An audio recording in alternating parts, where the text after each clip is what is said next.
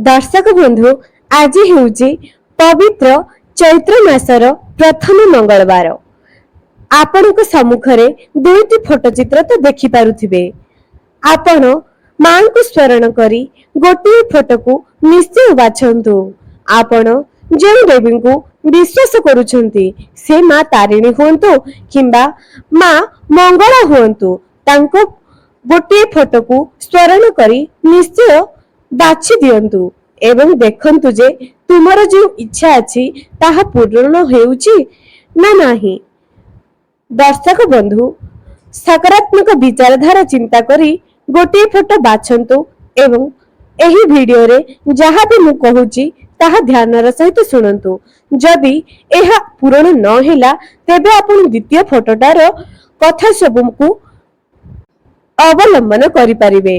दर्शक बंधु एही वीडियो जेते जण मध्ये देखुचंती सकारात्मक विचारधारा रे चिंता करी भक्तिर सहित मां को स्मरण करंतु एवं 5 सेकेंड रा समय नै मां को जय मातारिणी कमेंट सेक्शन रे निश्चय लिखंतु एवं चलंतु एही फोटो चित्र आज आपण को कोन कहूची जानि नेबा।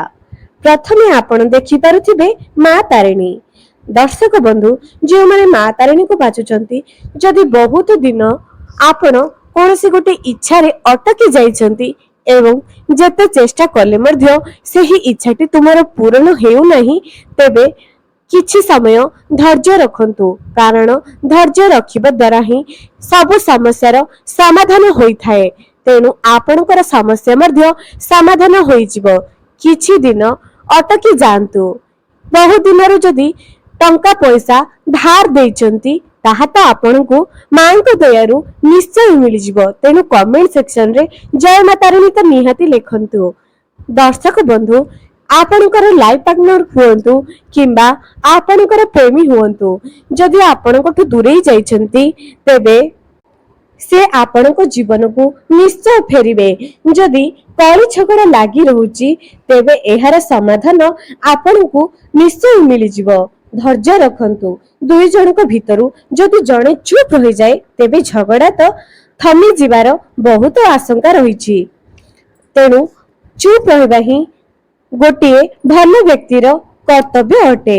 आपण चुप रहि जांतु। देखंतु आपणक संपर्क केते मधुरमय हेउछि।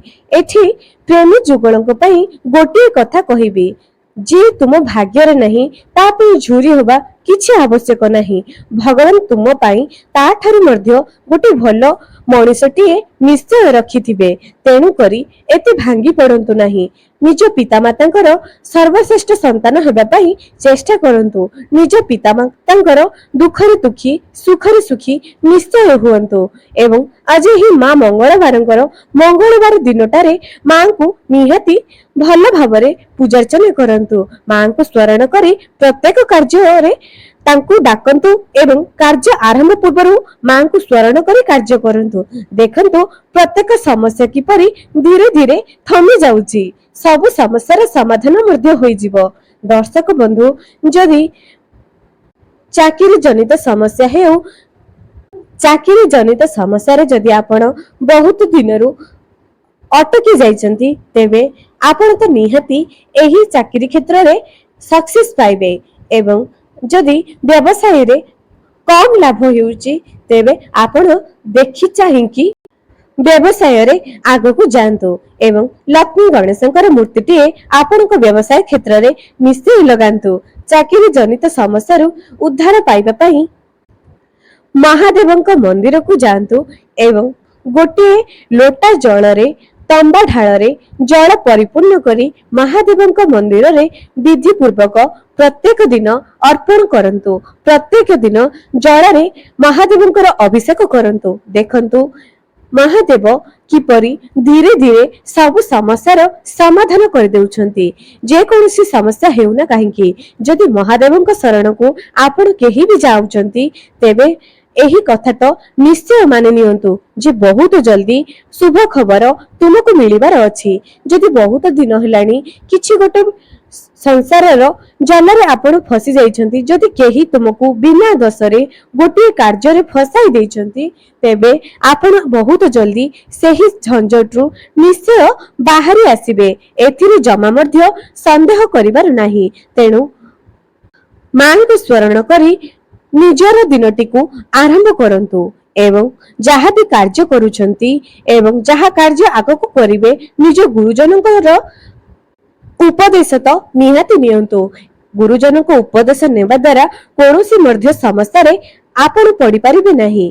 तेणु निजर वयोज्येष्ठ व्यक्ति घरर प्रत्येक व्यक्ति को ठार उपदेश नहीं कार्य करंतु एवं देखंतु जे किपरि आपण सही समस्या रो मुकुली जिबे जना मध्य पड़िबनी जे आपण किपरि सही समस्या रो मुकुली गले।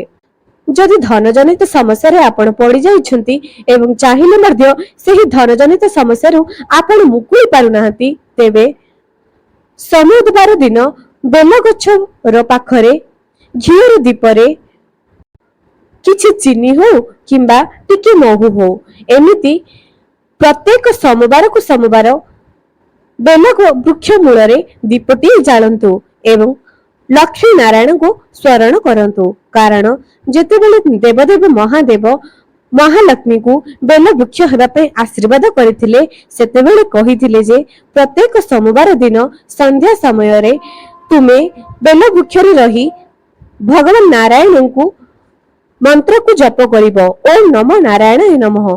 एही संध्या समय रे जे कोनसी मध्य व्यक्ति जदि घियर दीपरे किछि मीठा अंश से चीनी हो किंबा महू हो पकाई लक्ष्मी नारायण को स्मरण करी बेल वृक्ष मूल संध्या समय सोमवार दिन जो व्यक्ति मध्य दीपटी जाले तांको घरे स्थायी लक्ष्मीर बास रही जाए एवं तुम तत्क्षण तांको घर को जाई तांकर सर्व कार्य शुभ करिवो एवं सर्वसिद्धि प्राप्त करिवो।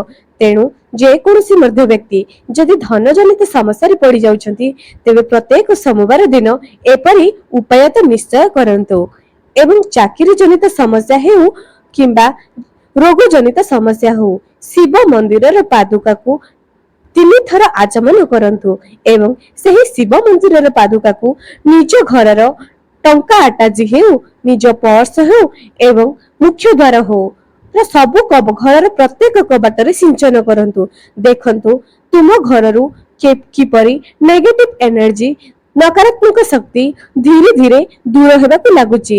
दर्शक बंधु एही कथारे कोनोसी मध्य मिथ्या नाही कारण देवदेव महादेवंकर कृपा जे भी पाइची से केबे मध्य हार माने नाही। से देखंतु दर्शक बंधु रावण केते बड़ पराक्रमी थिला केते दिग्विजयी थिला एवं ता मनरे केते पाप चिंता मध्य थिला किंतु से महादेवंकर सबुठ बड़ भक्त थिला। ता घरे कुबेर देवता स्थायी होई रहितिले कारण से धर्म को मध्य सम्मान देउथुला। तेणु प्रत्येक व्यक्ति धर्म को मध्य सम्मान देबा दरकार जा द्वारा कि तांको घरर प्रत्येक नकारात्मक शक्ति दूर होई जिवो एवं तांको घरर प्रत्येक सदस्यंकर उतरातर उन्नति मध्य हेबो। तेणु आशा करूछि जे जे माने मां तारिणी को बाछुछंती सेमानक निमित्त एही सब कथा हुए तो लाभदायक निश्चय होइथिबो। आ जदि मध्य एही सब जिनिस तुम जीवन रे घटिबो नाही तबे दुख करंतु नाही या ठार भलो किछि भगवान तुम पई रखिछंती। एबे जानिबा मां मंगलांकर जो माने मां मंगलांकर फोटो को बाछिछंती सेमानक पई कोन अछि चलंतु देरी न करी आरंभ करिबा। ता आगुरु मोर दर्शक मन को अनुरोध की वीडियो टी को गोटे लाइक करी कमेंट सेक्शन रे निज देवींकर नाटी को लिखि दियंतु। जो माने नुआ आसीचंती मो चैनल को सब्सक्राइब करंतु पाखरे थिबा बेल आइकन को मते क्लिक करंतु। जे माने मां मंगला को बाछुचंती तेबे तांके तो टिके धैर्य रखंतु कारण तुमर सब खुशी तुम हाथ आंजुलारे ही आसी जाउची। मनर मनीषटी तुम अपेक्षा रे अछि बस किछि दिनर घंटा कथा तापरे तुमर प्रत्येक इच्छा पूर्ण जल्दी होई जिवो। तेणु आउ अपेक्षा करिवार नाही यथा शीघ्र तुमर मनर मनीष एवं तुम मनरे उंकी मारुथबा सही सब प्रश्नर समाधान मध्य निश्चय होई जिवो। तेणु थरुटी कमेंट सेक्शन रे मां मंगला बोली निहाती लिखि दियंतु। ଚାକିରି ଜନିତ ସମସ୍ୟା ହଉ କିମ୍ବା ବ୍ୟବସାୟ ହଉ ସବୁ କ୍ଷେତ୍ରରେ ତ ଆପଣଙ୍କର ସଫଳତା ନିଶ୍ଚୟ ହିଁ ନିଶ୍ଚୟ। ଏହି ଏପ୍ରିଲ ମାସରୁ ଆପଣଙ୍କ ମନର ପ୍ରତ୍ୟେକ କଥା ନିଶ୍ଚୟ ପୂରଣ ହେବ। ତେଣୁକରି ନିଜ ପରିବାର ମାନଙ୍କର ବୟୋଜ୍ୟେଷ୍ଠ ବ୍ୟକ୍ତି ମାନଙ୍କୁ ସମ୍ମାନ କରନ୍ତୁ। ଭଗବାନଙ୍କ ଉପରେ ଭରସା ରଖନ୍ତୁ। ଯଦି ଆଜି ଯାଇ ଏହି କଠିନ ପରିସ୍ଥିତିରେ ଭଗବାନଙ୍କର ହାତ ଛାଡି ନାହାନ୍ତି, ଭଗବାନଙ୍କର ଉପରେ ସେତିକି ଭରସା ରଖିଛନ୍ତି, ତେବେ ଆଉ କିଛି ଦିନର କଥା ଏହି ଏପ୍ରିଲ 1 ତାରିଖରୁ ଲେଖି ରଖନ୍ତୁ। ନିଶ୍ଚୟ ସବୁ ସମସ୍ୟାର ସମାଧାନ ହୋଇଯିବ ଏବଂ ଗୋଟିଏ ଗୋଟିଏ କରି ପ୍ରତ୍ୟେକଟି ଇଚ୍ଛା ତୁମର ନିଶ୍ଚୟ ପୂରଣ ହେବ। ବ୍ୟବସାୟ କରୁଥିବା ବ୍ୟକ୍ତିମାନେ ତାଙ୍କ ପାଇଁ ତ ଗୋଟିଏ ହିଁ କଥା କହିବି, ନିଜର ବ୍ୟବସାୟ କ୍ଷେତ୍ରରେ ଲକ୍ଷ୍ମୀ ଗଣେଶଙ୍କର ଛିଡା ହୋଇଥିବାର ମୂର୍ତ୍ତିଟିଏ ନିହାତି ରଖିଦିଅନ୍ତୁ ଏବଂ ଗୋଟିଏ କାମଧେନୁ ଗାଈ ନିଜର ମୁଖ୍ୟ ଦ୍ୱାରରେ ବ୍ୟବସାୟ କ୍ଷେତ୍ରର ମୁଖ୍ୟ ଦ୍ୱାରରେ ନିହାତି ରଖିଦିଅନ୍ତୁ ଏବଂ କିଛି ମୟୂର ପିଞ୍ଛକୁ ନିଜର ବ୍ୟବସାୟ କ୍ଷେତ୍ରରେ ରଖିଦିଅନ୍ତୁ, ଯାହାଦ୍ୱାରା କି ଖରାପ ନଜରରୁ ଆପଣ ବଞ୍ଚିକି ରହିପାରିବେ। ଆଉ ଗୋଟିଏ କଥା, ବିଦ୍ୟାର୍ଥୀ ମାନେ ଯଦି ମହିଳା ମାନେ ଏହାକୁ ବାଛୁଛନ୍ତି କିମ୍ବା ପୁରୁଷ ମାନେ ମଧ୍ୟ ଏହାକୁ ବାଛିଛନ୍ତି, ତେବେ ନିଜ ସନ୍ତାନ ମାନଙ୍କ ପ୍ରତି ଯେଉଁ ଚିନ୍ତା ଥିଲା ତାହା ଯଥାଶୀଘ୍ର ସମାଧାନ ହେବାକୁ ଯାଉଛି। ତେଣୁ ଆଶା ରଖନ୍ତୁ ଯେ ତୁମ ସନ୍ତାନ ମାନେ ଏହି ବର୍ଷ ନିଶ୍ଚୟ କୃତକାର୍ଯ୍ୟ ହେବେ, ସବୁ କ୍ଷେତ୍ରରେ ସବୁ ସମସ୍ୟାରୁ ମୁକ୍ତ ପାଇପାରିବେ ଏବଂ ପାଠ ପଢାରେ ମଧ୍ୟ ମନ ଲାଗିବ। ତେଣୁ ଚିନ୍ତା କରନ୍ତୁ ନାହିଁ। ନିଜ ଛାତ୍ରଛାତ୍ରୀ ମାନଙ୍କର ନିଜ ସନ୍ତାନ ସନ୍ତତି ମାନଙ୍କୁ ଉଚିତ ଶିକ୍ଷା ଦିଅନ୍ତୁ ଏବଂ ଶ୍ରଦ୍ଧାର ସହିତ ସେମାନଙ୍କ ଉପରେ ଭରସା ମଧ୍ୟ କରନ୍ତୁ। ସେମାନେ ନିଶ୍ଚୟ ଦିନେ ନା ଦିନେ କୃତକାର୍ଯ୍ୟ ନିଶ୍ଚୟ ହେବେ। ନିଜ ଘରେ ଥିବା ବୟୋଜ୍ୟେଷ୍ଠ ବ୍ୟକ୍ତି ମାନଙ୍କୁ ଏକଲା ରହିବାକୁ ଦିଅନ୍ତୁ ନାହିଁ, ସେମାନଙ୍କୁ ଉଚିତ ଶ୍ରଦ୍ଧା କରନ୍ତୁ। ଯଦି ଆପଣ ନିଜର ଲାଇଫ ପାର୍ଟନରକୁ ନେଇ ନିଜର ପ୍ରେମୀଙ୍କ ପାଇଁ କିଛି ଚିନ୍ତାରେ ପଡିଛନ୍ତି, ତେବେ ଏହା ତ ନିଶ୍ଚୟ ସମାଧାନ ହୋଇଯିବ। ଚିନ୍ତା କରନ୍ତୁ ନାହିଁ।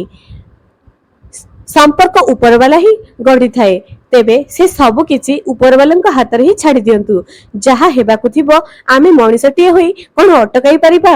ଯେପରି ବର୍ଷାଟିଏ ହେଲେ ଆମେ ଅଟକାଇ ପାରୁନାହେଁ, ଯେତେବେଳେ ଯାହା ହେବାକୁ ଥିବ ସେତେବେଳେ ତାହା ହିଁ ହେବ। ତୁମେ ଚୁପ ରୁହ, ତୁମର ସବୁ ଇଚ୍ଛା ଭଗବାନ ପୂରଣ କରିବେ। ବାସ୍ ସେ ଈଶ୍ୱରଙ୍କ ଉପରେ ଭରସା ରଖିଥାଅ। ଦିନେ ନା ଦିନେ ସବୁ ସମସ୍ୟାର ସମାଧାନ ମଧ୍ୟ ଗୋଟେ ଚୁଟକିରେ ହୋଇଯିବ। ତେଣୁ ନିଜ ଲାଇଫ ପାର୍ଟନରଙ୍କ ସହିତ କିପରି ସୁନ୍ଦର ସୁନ୍ଦର ସମୟ ଅତିବାହିତ କରିବେ ଏଥିପ୍ରତି ନିଶ୍ଚୟ ଦୃଷ୍ଟି ଦିଅନ୍ତୁ।